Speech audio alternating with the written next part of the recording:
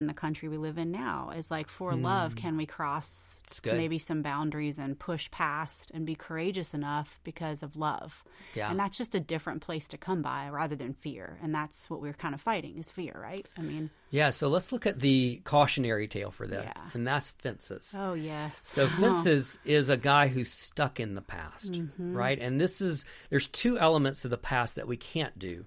And Fences shows us what we shouldn't do, which is to get stuck in the past. Right. So Denzel plays a character, father character, who was, unfortunately, in his timing, he played in the Negro Leagues, and yet whenever African Americans were advancing into the major leagues and being welcomed into the major leagues, he was past his prime. And so he has a lot of bitterness and resentment, and using that resentment to keep down his son from advancing in his athletic. And he damages his wife through it, too. Exactly. He's damaging both of them. Right. All because he's kind of stuck in this bitterness in the past. And yet you do feel for him, too. You're understanding how he... A little. Well, I like the wife. That's why it was hard. Yeah, but he is a tragic figure in the fact that that happened to him. Yeah. And also... when you find out about his father, right? That's true. You see the sins of the father kind of passing along. So you see an even further generational past that has informed who he is and the kind of father that he's being to his current generation. And he kind of glazes over that and doesn't really deal with the pain, because as the audience member, as I'm watching, I'm wanting to cry for him when he talks about his father, right, or the loss of dreams. So you're right. There is a sense of sympathy and empathy that you have with the character. Exactly. And then if you think of the end of the movie, it's a reconciliation of the past. It's really kind of getting a right perspective of the past. So I would say the takeaway from Fences, and we'll talk just in a second about Hidden Figures, is getting the proper perspective of the past. So, for instance, at the end, we know him not to be all that in a bag of chips, right? And yet he's died. Again, spoiler alert, he's died, and now his son is so bitter again towards the past, towards how his father has treated him in the past. And we could see the son being stuck in the past too. And that's pretty much the climax of the film. You're going, okay, is the son going to get stuck in the past, not go to the funeral, or is he going to go and ultimately embrace his dad, both in his flaws as well as, the good part of him? So being able to have a full picture is so important. And that's why it brings me to Hidden Figures. Because Hidden Figures I loved Hidden Figures. To me, Hidden Figures is the conscious version of everything I'm talking about in the subconscious of all these other films. It's literally, let's go back to the past. Let's look at a historical event in which we just know it as a white version of that, right? Like when we think of the space race, we don't see a whole bunch of black women who were smart and who mathematicians and who were being shut out, and so Hidden Figures allows us to go back to the past, to look at some of our sin in the past, of looking at people having to deal with separate bathrooms and Jim Crow laws that were separating people. Had to fight for an education. Right. So the ability to go back, Hidden Figures is just like, okay, let's do exactly what all these other films are trying to say, which is we're going to go back to the past, we're going to look at our sins, we're going to get a complete picture, right? So we only had we only had a limited picture. That was the picture that I think of as a white person of the past, but now we get a more complete picture of the past where we see, oh yeah, African Americans were a part of this, and they weren't just a part of it, they were like an integral part brilliant of it. Part of it. Exactly.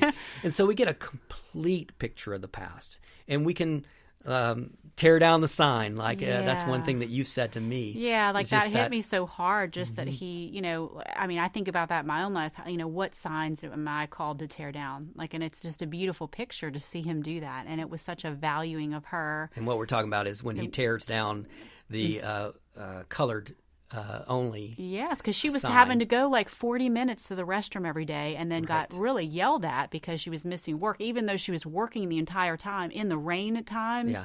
because there was no bathroom for her in the building. And it was just, and no one knew that. Even the boss didn't know. But once he was able to kind of see, he didn't have the full story, like you're saying. He got the full story from her, and she explained, this is what my life is like. Yeah. And then that caused him to have compassion and really see it. Because before it was just, you're missing work. Yeah. You're being lazy. You're taking time. But that wasn't the true story. So I love that. Even in that, he was able to get the big story and then go down and tear that sign down and say, no more of this. Yeah, exactly.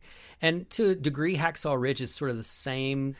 Let's go back to the past, to a historical event. Let's look at it through new eyes. Yeah. Right? And get a bigger, complete picture. And so we get a true story. Both Hidden Figures and Hacksaw Ridge, we can't argue with because it's a true story, exactly. right? So we're going back in time to the past in a historical place and saying, okay, let me give you a little bit more to the story.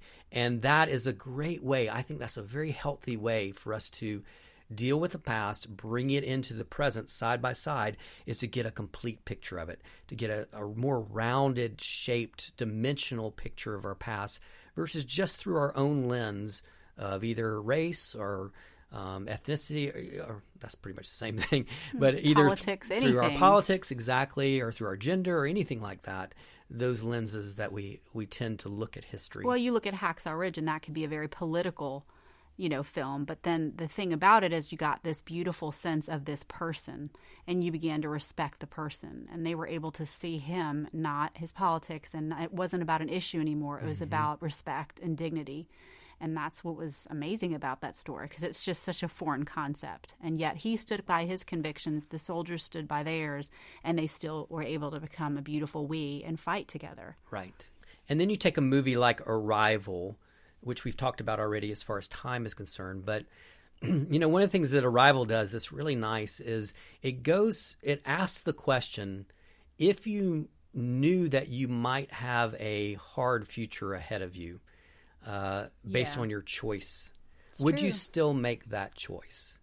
Would you, if you went back to a choice that you made in the past, would you still make that choice again in order to build the present or the future that you long for? And both La La Land as well as Arrival asks that question about the past.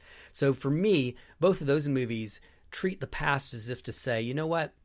If you were to go back and had a time machine, would you make the same choices, especially if you knew it would involve pain or loss or anything else? I think that's a really neat way to address the past and bring the past to the present also, is a lot of us get stuck in the past and we go, well, what if? And instead, we want to say, well, we can look at those choices, but perhaps even if we were given that same choice, we might make the same present or future. So really, people can get stuck two places. I mean, you can get stuck in the past, like we talked about with the earlier films, or you can get stuck in what if, which is kind of like projecting the future and not be the full potential that you need to be. So that is what I think La La Land does best. And this is why I think La La Land will probably win the Oscar. Ah, okay. I'm holding you to it. You ready? I'm checking your ballot. I think the reason that it'll win the Oscar is because it does something interesting with regard to time, and it does something interesting with regard to the danger of nostalgia. Okay? So see if you can follow me here, because I don't know if I can put this together in words the way I want to. But you have a movie that's very nostalgic. It feels like an old Hollywood 40s film. And the director seems to take us into that world and have us escape into that world. And I think the danger of visiting the past and having a nostalgia towards the past is that we tend to get stuck there in an escapism way. So we sit there and go, well, things sure were better in the 50s. All the grass is greener. Sure were better in the 40s. Sure were better in the 90s, whatever. And it's just, again, it's not a complete picture. But when we get stuck with that nostalgia, we kind of escape into it. I think a good example of this is Stranger Things, which was such a big hit on Netflix, Yes. right? I think Stranger Things, I'm not saying anything negative about it. I'm just saying that it kind of fed that escapism of, oh, yeah, I remember E.T. and all these movies and what it's throwing back to, Yes, it was your childhood. For me, it was like, oh, I remember this was my generation. And yeah. Exactly. So we got to kind of nostalgically escape into that. And I'm not saying it's such a bad thing. It's entertainment. It's what we do. But what La La Land did was it gave us actors who were very authentic, very real actors with Emma Stone and Ryan Gosling. So it grounded us in this film that was yet very big and nostalgic in 1940s. And then on top of that, it doesn't give you the ending that you want. I know. Right?